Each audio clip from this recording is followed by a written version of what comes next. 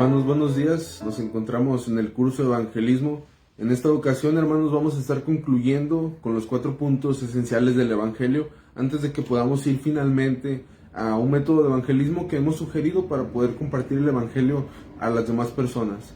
Como ya lo mencionamos, el método de evangelismo nos sirve únicamente, hermanos, como una forma en la cual podemos llegar del punto A al punto B. Es decir, nos encontramos en el punto A donde la persona aún no conoce de Cristo o tal vez tiene un conocimiento todavía no lo suficiente para que lo pueda llevar a una fe salvífica, y nuestro objetivo es llevarlo de este punto a este punto en el cual conozca el evangelio y de esa manera poder llevarlo a que tome una decisión que, por cierto y por supuesto, rogamos a Dios sea una decisión por Cristo para salvación.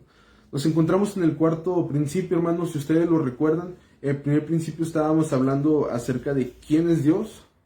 Segundo principio, quién es el hombre. Tercer principio, quién es Cristo. Y finalmente, quién es cristiano.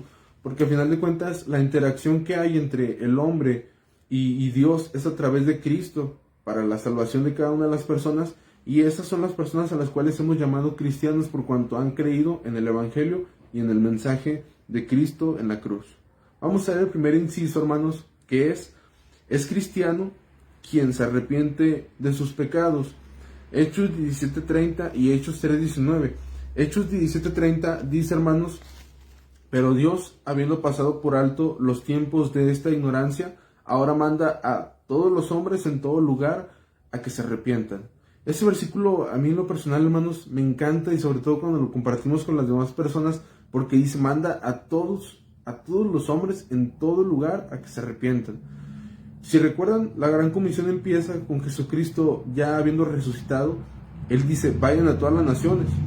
Y después le dice también al grupo de los cristianos que creyeron, que se encontraban en el Pentecostés, les dice que primero iban a ser testigos del Señor en Jerusalén, posteriormente iban a pasar a Samaria, Judea y hasta lo último de la tierra. Por lo que cuando el Señor dice en Hechos 17:30, aunque el evangelio todavía no había recorrido el mundo entero, aunque posteriormente lo iba a hacer de esta manera, podemos encontrar que él dice, pero Dios, habiendo pasado por alto los tiempos de nuestra ignorancia, ahora manda a todos, absolutamente todos los hombres, en todo lugar, absolutamente todo lugar, que se arrepientan. Por cuanto Él tiene un día ya designado por el cual juzgará a todos los hombres, tanto vivos y muertos, por medio de Cristo.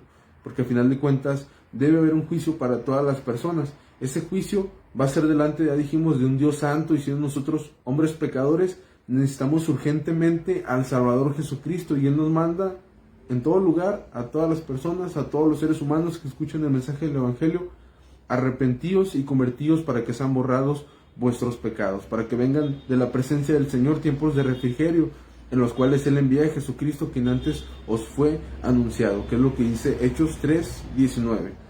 Como ya se mencionó, el arrepentimiento es un cambio total en la vida, en referencia a los pecados, a los malos deseos, a los pensamientos, actitudes, creencias, todas aquellas cosas que sean incorrectas delante de Dios.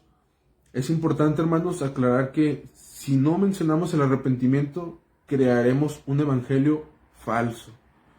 Yo sé, hermanos, que esta parte suena un poco complicada, en el sentido de que nosotros podríamos encontrarnos predicando un evangelio diluido, y que al estar diluido no sería un evangelio completo. Como dice la palabra de Dios, debe haber un arrepentimiento en las personas para que haya una salvación. El arrepentimiento, ya lo dijimos en la semana pasada cuando estábamos aquí con los hermanos Néstor y la hermana Karina, el arrepentimiento proviene de griego metanoia, cambio de mente, una mente nueva. Es decir, de este punto donde no me interesa Dios, ni Jesucristo, ni la Biblia, ni la palabra de Dios, no me interesa quién es Cristo, no me importa la iglesia, entonces debo de abandonar este punto y giro hacia este otro. Pablo iba a Damasco, siendo Saulo de Tarso, para aprisionar a cristianos, para llevarlos a la muerte, de ser posible, y ahora iba, pero para predicar el evangelio. Esa es la imagen del arrepentimiento.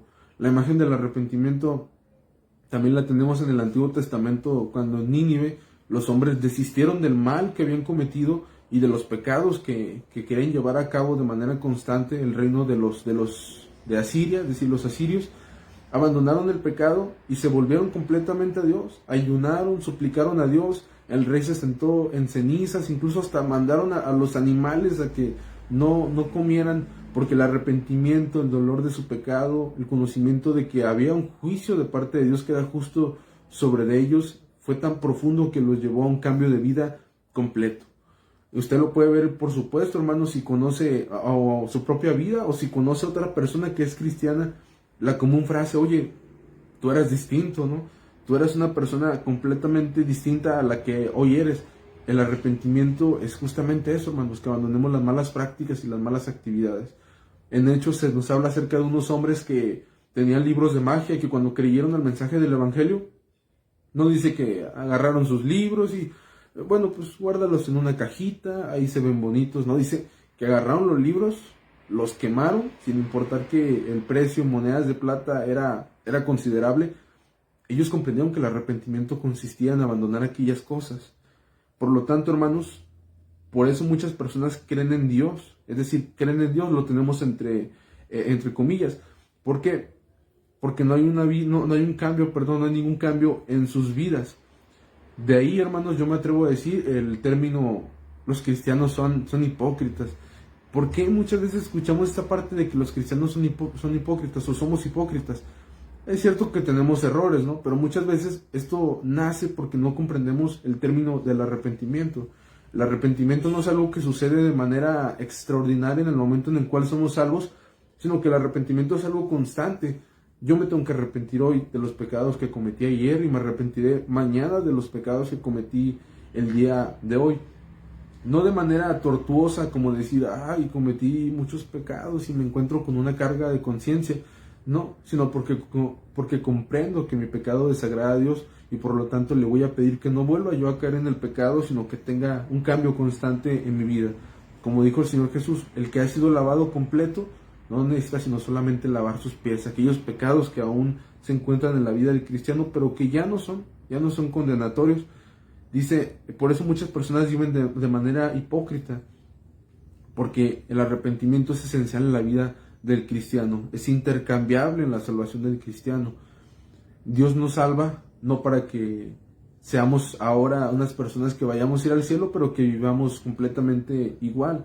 Si recuerdan ustedes, el pueblo de Israel, cuando sale de Egipto, sale con el propósito de que en el desierto pudieran alabar a Dios y además tuvieran un servicio para el Señor. Se les otorgan leyes para que ahora puedan vivir de manera agradable delante de Dios. Y el pueblo muchas veces se retracta y dice: bueno, vamos a regresar a Egipto. Y aunque no regresaban de manera física, su corazón aún se encontraba en Egipto. Tenían aún un Egipto en su vida y en su mente. Y es por eso, hermanos, que el arrepentimiento dice: deja Egipto, deja aquellas cosas, ya no eres un esclavo del pecado, y por cuanto ya no eres un esclavo del pecado, ahora tu vida pertenece a Dios. Entonces, hermanos, sabemos también que el arrepentimiento es un don de Dios. Hechos 11:18, cuando empezó a haber el arrepentimiento por parte de los gentiles y ya no nada más de los judíos, porque habíamos dicho que el evangelio se extendió también para el pueblo o para la gente gentil, ya que hubo persecución y los límites del evangelio se fueron expandiendo. Y los apóstoles escucharon que también los gentiles habían recibido el don del arrepentimiento. Entonces el arrepentimiento es un don que nace del conocimiento de la palabra de Dios. Por lo tanto, hermanos, cuando compartamos el evangelio, yo les invito a que siempre que sea posible, porque sé que algunas veces es tan rápido y no tenemos la Biblia en mano, pero maneje su Biblia, maneje la Biblia delante de las personas, y aunque no tenga la Biblia, siempre recuerde dar la cita de los textos o incluso apoyarse de algún folleto por medio del cual pueda mostrarle a las personas en qué o con base a qué usted está diciendo lo que está diciendo. Esa persona se convierte, o mejor dicho, es evidente el cambio en la vida de esa persona, como lo menciona Gálatas 1 del verso 13 al 24, cuando el apóstol Pablo decía el tipo de vida que él llevaba, que pensaba que al momento de apresar cristianos, de llevarlos a la cárcel o incluso de consentir en la muerte de ellos, él pensaba que daba culto a Dios. Pero cuando tuvo ese cambio de vida, ese cambio de mente, él se dio cuenta que servir a Dios consistía en predicar su evangelio, en edificar a las iglesias y en ser ahora un servidor de aquellos a los cuales les había ocasionado mucho dolor y mucha angustia, pero que ahora eran sus hermanos. El inciso B, hermanos, es cristiano quien cree en Cristo como el Salvador y el Señor de su vida. mencionábamos anteriormente, ¿no? Que si nosotros estuviéramos en un estadio o en un lugar con muchas personas y dijéramos, ¿quién quiere ser salvo? ¿Quién quiere ir al cielo con Dios? ¿Quién quiere caminar por las calles de oro? ¿Quién quiere encontrarse en un lugar donde ya no hay dolor, no hay sufrimiento, no hay hambre, no hay aflicción, no hay lloro? Hermanos, yo creo que todos vamos a levantar la mano, ¿no? Es decir, todos queremos dejar de padecer, todos queremos dejar de sufrir, todos queremos dejar de tener estas cuestiones que nos atañen y que nos afectan de manera constante en nuestras vidas. Pero si nosotros dijéramos, ¿quién quiere que Jesucristo sea el dueño de su vida? Entonces muy probablemente veríamos muchas manos que se vayan a venir abajo. Cuando hablamos acerca de que Cristo es el dueño de nuestras vidas, lo hablamos en el sentido de la siguiente manera, hermanos. Cristo nos compra a través de su sangre, nos ha comprado por precio de su sangre y ahora le pertenecemos a Él. ¿Qué significa esto? Que hemos pasado de la potestad de las tinieblas a la potestad del Hijo amado de Dios, el cual es Jesucristo. Por lo tanto, sería completamente incongruente, hermanos, que si nosotros pertenecemos a Cristo, vivamos aún en las obras de las tinieblas, vivamos aún en las obras que desagradan a Dios. Eso es incongruente y de hecho termina siendo algo tan incongruente que las personas nos ven, por tanto, como hipócritas. Es el único término que pueden encontrar para nosotros. Romanos 10:9 dice que si confesamos con nuestra boca que Jesús es el Señor y si creemos en nuestro corazón que Dios le levantó de los muertos, seremos salvos. Confesar a Jesús como el Señor, por lo tanto, hermanos, en nuestros días tal vez sea sencillo de manera práctica. Es decir, yo puedo salir a la calle y gritarle a las personas, Cristo es el Señor, el dueño de mi vida. A lo mejor los chavos que van aquí a jugar fútbol, pues van a reírse, ¿no? Van a decir, pues, está bien, ¿no? El aleluya, el hermanito. Pero en el tiempo del Nuevo Testamento, hermanos, y nuevamente les recomiendo leer el libro de los mártires de John Fox, confesar a Jesús como nuestro Señor era algo serio, no era algo que se prestaba para los juegos. Es decir, yo particularmente no me prestaría para algo a lo cual no estoy convencido de arriesgar mi vida. Es decir, imagínese usted que le dijeran que va a llevar a cabo una actividad que pone en riesgo su vida y que usted la va a llevar a cabo a pesar de que no se encuentra convencido de si sea lo correcto o si sea de beneficio para usted. Pues yo creo que rechazaríamos de manera concreta, ¿no? Diríamos, ¿no sabes qué? Prefiero no formar parte de eso, prefiero guardar mi distancia de lo que me estás ofreciendo. Pero en el caso del Evangelio, hermanos, la gente cuando creía en Cristo y cuando reconocía a Cristo como su Señor y como su Salvador, llevaba a cabo esta confesión, hermanos, porque estaba convencido que Cristo es el dueño de sus vidas. Y por lo tanto, si esto me cuesta la vida, no importa, porque dice la Biblia que si nuestro tabernáculo terrenal, nuestro cuerpo se deshiciere, tenemos de parte de Dios una casa en los cielos no hecha a mano, la cual es eterna. Por lo cual por tanto los discípulos, los apóstoles, podían ir a Roma a ser crucificados, podían ser decapitados, podían ser torturados, porque ellos sabían que tenían de parte de Dios una casa eterna. Por lo tanto, hermanos, cuando creemos en Cristo, no solamente es afirmar que Él existió, que fue parte de la historia. Los historiadores creen que Cristo existió y lo confirman. Ellos mismos utilizan este métrico antes y después de Cristo para poder describir algunos sucesos importantes de la historia. Pero aquel que cree que Cristo es el Señor, el dueño de su vida, tiene un cambio de vida, un cambio de mente, y su vida es evidente delante de las demás personas. Como aquel hombre que fue sanado de su ceguera, dijo, yo solamente les puedo decir una cosa, que era ciego y ahora veo. Y no solamente él decía, ahora yo veo, y es algo que tal vez pueden decir, es que tú te hiciste pasar por ciego, ¿verdad? No, sino que la demás gente decía, es que él era ciego y ahora está viendo, o sea, no podemos negarlo. Inclusive eso pasó también con los apóstoles. No podemos negar las cosas que se han mostrado o que hemos visto con nuestros propios ojos, decían los guardias cuando veían la predicación de los apóstoles o la predicación de Cristo, porque decía, él enseña como alguien que tiene autoridad, no como los fariseos que solamente predican, pero no hay algo más allá de eso profundo, sino solamente la escritura que ellos puedan hablar. Y que Cristo decía, hagan lo que ellos dicen, pero no lo que ellos hacen, ¿verdad? Cristo hacía lo que decía y por lo tanto tenía autoridad, al igual que los apóstoles. Dice, además de un poquito más adelante, hermanos, nuestra hermana, si nos puede apoyar leyendo el inciso B, por favor. Inciso B, de cuarto principio, ¿verdad? Es cristiano quien cree en Cristo como el Salvador y el Señor de su vida. Romanos 10:9, Juan 1:12. Creer no es afirmar que Cristo existió solamente, sino afirmar que Él es Dios, Él murió, Él fue sepultado y resucitó al tercer día, y creer en su palabra para vivirla.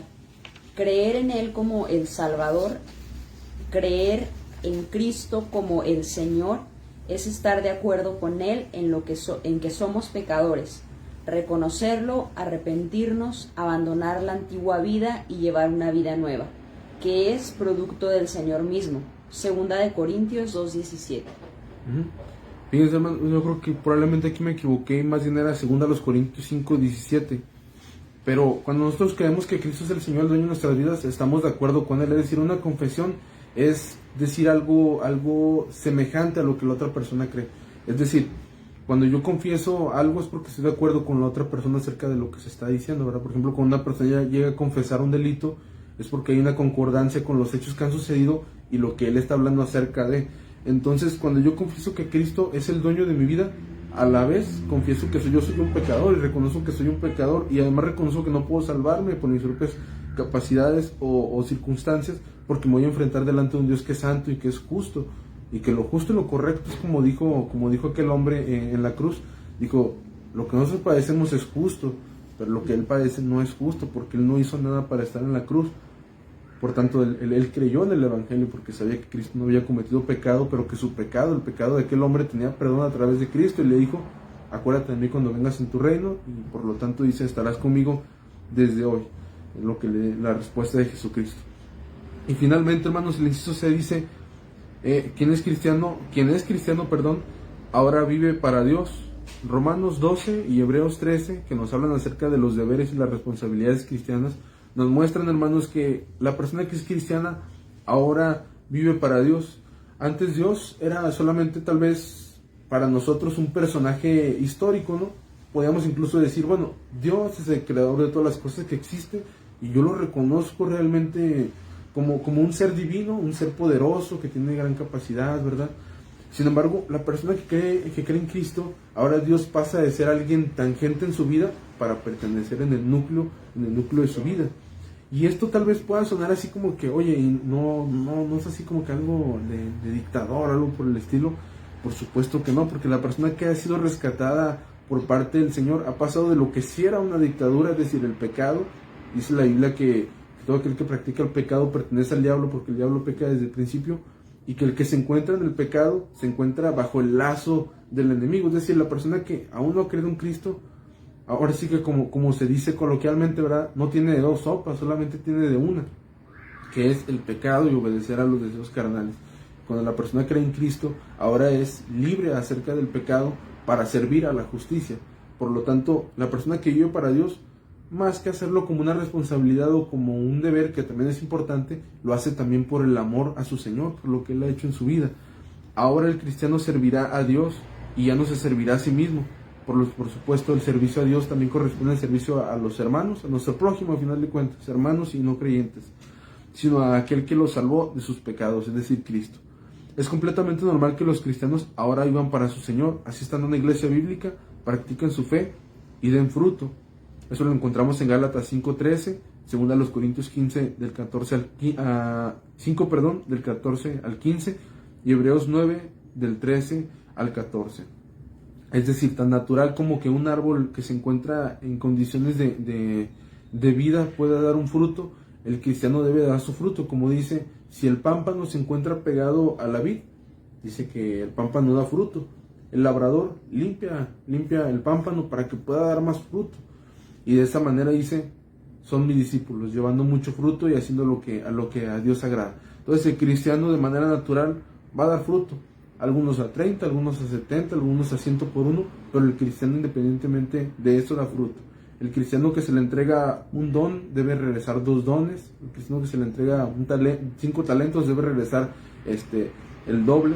Y de esta manera, hermanos, somos discípulos.